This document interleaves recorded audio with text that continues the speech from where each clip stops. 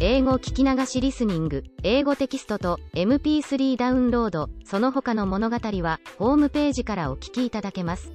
88thpp.com 88thpp.com The Infirmary, 4th April. Dearest Daddy Longlegs. Yesterday evening, just towards dark, when I was sitting up in bed looking out at the rain and feeling awfully bored with life in a great institution, the nurse appeared with a long white box addressed to me, and filled with the loveliest pink rosebuds. And much nicer still, it contained a card with a very polite message written in a funny little uphill backhand, but one which shows a great deal of character. Thank you, Daddy, 1,000 times. Your flowers make the first real, true present I ever received in my life. If you want to know what a baby I am, I lay down and cried because I was so happy.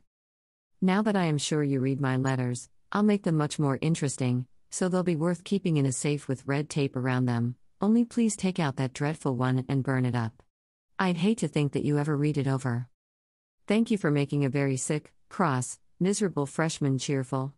Probably you have lots of loving family and friends, and you don't know what it feels like to be alone. But I do.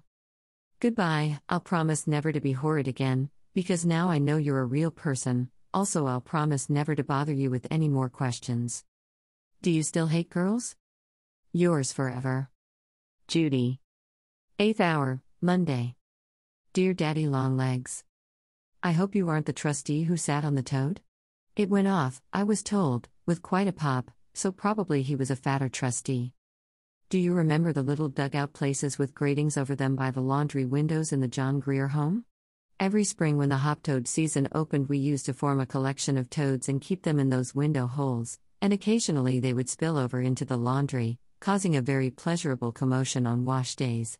We were severely punished for our activities in this direction, but in spite of all discouragement the toads would collect. And one day, well, I won't bore you with particulars, but somehow, one of the fattest, biggest, juiciest toads got into one of those big leather armchairs in the trustees' room, and that afternoon at the trustees' meeting, but I dare say you were there and recall the rest.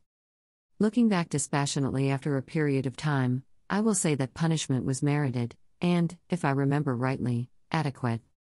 I don't know why I am in such a reminiscent mood except that spring and the reappearance of toads always awakens the old acquisitive instinct. The only thing that keeps me from starting a collection is the fact that no rule exists against it. After chapel, Thursday. What do you think is my favorite book? Just now, I change every 3 days. Wuthering Heights. Emily Bronte was quite young when she wrote it, and had never been outside of Haworth churchyard. She had never known any men in her life. How could she imagine a man like Heathcliff? I couldn't do it, and I'm quite young and never outside the John Grier Asylum. I've had it every chance in the world. Sometimes a dreadful fear comes over me that I'm not a genius. Will you be awfully disappointed, Daddy, if I don't turn out to be a great author? In the spring, when everything is so beautiful and green and budding, I feel like turning my back on lessons, and running away to play with the weather. There are such lots of adventures out in the fields. It's much more entertaining to live books than to write them. Ow. That was a shriek which brought Sally and Julia and, for a disgusted moment, the senior from across the hall. It was caused by a centipede like this, only worse. Just as I had finished the last sentence and was thinking what to say next, plump. It fell off the ceiling and landed at my side. I tipped 2 cups off the tea table in trying to get away. Sally whacked it with the back of my hair brush, which I shall never be able to use again, and killed the front end, but the rear 50 feet ran under the bureau and escaped. This dormitory, owing to its age and ivy-covered walls, is full of centipedes. They are dreadful creatures. I'd rather find a tiger under the bed. Friday, 9:30 p.m. Such a lot of troubles. I didn't hear the rising bell this morning, then I broke my shoestring while I was hurrying to dress and dropped my collar button down my neck. I was late for breakfast and also for first hour recitation. I forgot to take any blotting paper and my fountain pen leaked. In trigonometry, the professor and I had a disagreement touching a little matter of logarithms. On looking it up, I find that she was right. We had mutton stew and pie plant for lunch, hate 'em both, they taste like the asylum. The post brought me nothing but bills, though I must say that I never do get anything else, my family are not the kind that write. In English class this afternoon, we had an unexpected written lesson. This was it. I asked no other thing. No other was denied. I offered being for it. The mighty merchant smiled. Brazil? He twirled a button. Without a glance my way. But, madam, is there nothing else that we can show today? That is a poem. I don't know who wrote it or what it means. It was simply printed out on the blackboard when we arrived, and we were ordered to comment upon it. When I read the first verse, I thought I had an idea. The mighty merchant was a divinity who distributes blessings in return for virtuous deeds, but when I got to the second verse and found him twirling a button, it seemed a blasphemous supposition, and I hastily changed my mind. The rest of the class was in the same predicament, and there we sat for 3/4 of an hour with blank paper and equally blank minds. Getting an education is an awfully wearing process. But this didn't end the day. There's worse to come. It rained, so we couldn't play golf, but had to go to gymnasium instead. The girl next to me banged my elbow with an Indian club. I got home to find that the box with my new blue spring dress had come, and the skirt was so tight that I couldn't sit down. Friday is sweeping day, and the maid had mixed all the papers on my desk. We had tombstone for dessert, milk and gelatin flavored with vanilla. We were kept in chapel 20 minutes later than usual to listen to a speech about womanly women. And then, just as I was settling down with a sigh of well-earned relief to the portrait of a lady, a girl named Ackerley, a dough-faced, deadly, unintermittently stupid girl, who sits next to me in Latin because her name begins with A. I wish Mrs. Lippett had named me Zabriskie, came to ask if Monday's lesson commenced at paragraph 69 or 70, and stayed 1 hour. She has just gone. Did you ever hear of such a discouraging series of events? It isn't the big troubles in life that require character. Anybody can rise to a crisis and face a crushing tragedy with courage, but to meet the petty hazards of the day with a laugh, I really think that requires spirit. It's the kind of character that I am going to develop. I'm going to pretend that all life is just a game which I must play as skillfully and fairly as I can. If I lose, I'm going to shrug my shoulders and laugh, also if I win. Anyway, I'm going to be a sport. You will never hear me complain again, Daddy dear, because Julia wears silk stockings and centipedes drop off the wall. Yours ever, Judy. Answer soon. 27th May. Daddy Longlegs, Esquire. Dear Sir, I am in receipt of a letter from Mrs. Lippett. She hopes that I am doing well in deportment and studies. Since I probably have no place to go this summer, she will let me come back to the asylum and work for my board until college opens. I hate the John Grier home. I'd rather die than go back. Yours most truthfully, Jerusha Abbott. Cher Daddy Jean Blanches. Vous êtes unbrick. Jesus trace arose about the farm, parce que je n'ai jamais been on a farm dans ma vie, and I'd hate to retourner chez John Grier, at wash dishes tout l'été.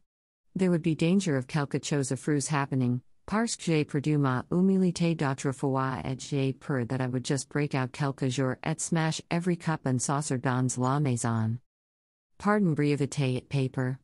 Je n'y peux pas sender mes nouvelles parce que j'ai sous dans French class et j'ai peur que monsieur le professeur is going to call on me tout de suite. He did. Au revoir. Je vous aime beaucoup. Judy. 30th May. Dear Daddy Longlegs. Did you ever see this campus? That is merely a rhetorical question. Don't let it annoy you, it is a heavenly spot in May. All the shrubs are in blossom and the trees are the loveliest young green, even the old pines look fresh and new. The grass is dotted with yellow dandelions and hundreds of girls in blue and white and pink dresses. Everybody is joyous and carefree, for vacation's coming, and with that to look forward to, examinations don't count. Isn't that a happy frame of mind to be in? And oh, Daddy, I'm the happiest of all. Because I'm not in the asylum anymore, and I'm not anybody's nursemaid or typewriter or bookkeeper. I should have been, you know, except for you. I'm sorry now for all my past badnesses. I'm sorry I was ever impertinent to Mrs. Lippett. I'm sorry I ever slapped Freddie Perkins. I'm sorry I ever filled the sugar bowl with salt. I'm sorry I ever made faces behind the trustees' backs. I'm going to be good and sweet and kind to everybody because I'm so happy. And this summer I'm going to write and write and write and begin to be a great author. Isn't that an exalted stand to take? Oh, I'm developing a beautiful character. It droops a bit under cold and frost, but it does grow fast when the sun shines. That's the way with everybody. I don't agree with the theory that adversity and sorrow and disappointment develop moral strength. The happy people are the ones who are bubbling over with kindliness. I have no faith in misanthropes. Fine word. Just learned it. You are not a misanthrope, are you, Daddy? I started to tell you about the campus. I wish you'd come for a little visit and let me walk you about and say. That is the library. This is the gas plant, Daddy dear. The Gothic building on your left is the gymnasium, and the Tudor Romanesque beside it is the new infirmary. Oh, I'm fine at showing people about. I've done it all my life at the asylum, and I've been doing it all day here. I have honestly. And a man, too. That's a great experience. I never talked to a man before, except occasional trustees, and they don't count. Pardon, Daddy, I don't mean to hurt your feelings when I abuse trustees. I don't consider that you really belong among them. You just tumbled onto the board by chance. The trustee, as such, is fat and pompous and benevolent. He pats one on the head and wears a gold watch chain. That looks like a June bug, but is meant to be a portrait of any trustee except you. However, to resume. I have been walking and talking and having tea with a man. And with a very superior man, with Mr. Jervis Pendleton of the House of Julia, her uncle, in short, in long, perhaps I ought to say. He's as tall as you, being in town on business, he decided to run out to the college and call on his niece. He's her father's youngest brother, but she doesn't know him very intimately. It seems he glanced at her when she was a baby, decided he didn't like her, and has never noticed her since. Anyway, there he was, sitting in the reception room very proper with his hat and stick and gloves beside him, and Julia and Sally with seventh-hour recitations that they couldn't cut. So Julia dashed into my room and begged me to walk him about the campus and then deliver him to her when the seventh hour was over. I said I would, obligingly but unenthusiastically, because I don't care much for Pendletons. But he turned out to be a sweet lamb. He's a real human being, not a Pendleton at all. We had a beautiful time. I've longed for an uncle ever since. Do you mind pretending you're my uncle? I believe they're superior to grandmothers. Mr. Pendleton reminded me a little of you, Daddy, as you were 20 years ago. You see, I know you intimately, even if we haven't ever met. He's tall and thinnish with a dark face all over lines, and the funniest underneath smile that never quite comes through but just wrinkles up the corners of his mouth. And he has a way of making you feel right off as though you'd known him a long time. He's very companionable. We walked all over the campus from the quadrangle to the athletic grounds. Then he said he felt weak and must have some tea. He proposed that we go to College Inn, it's just off the campus by the Pine Walk. I said we ought to go back for Julia and Sally, but he said he didn't like to have his nieces drink too much tea, it made them nervous. So we just ran away and had tea and muffins and marmalade and ice cream and cake at a nice little table out on the balcony. The inn was quite conveniently empty, this being the end of the month and allowances low. We had the jolliest time. But he had to run for his train the minute he got back and he barely saw Julia at all. She was furious with me for taking him off. It seems he's an unusually rich and desirable uncle. It relieved my mind to find he was rich, for the tea and things cost 60 cents apiece. This morning, it's Monday now, 3 boxes of chocolates came by express for Julia and Sally and me. What do you think of that? To be getting candy from a man. I begin to feel like a girl instead of a foundling. I wish you'd come and have tea some day and let me see if I like you. But wouldn't it be dreadful if I didn't? However, I know I should. Vianne. I make you my compliments. Jamais je n'y t'oublierai. Judy. P.S. I looked in the glass this morning and found a perfectly new dimple that I'd never seen before. It's very curious. Where do you suppose it came from? 英語聞き流しリスニング、英語テキストと MP3 ダウンロード、その他の物語はホームページからお聞きいただけます。88thpp.com 88thpp.com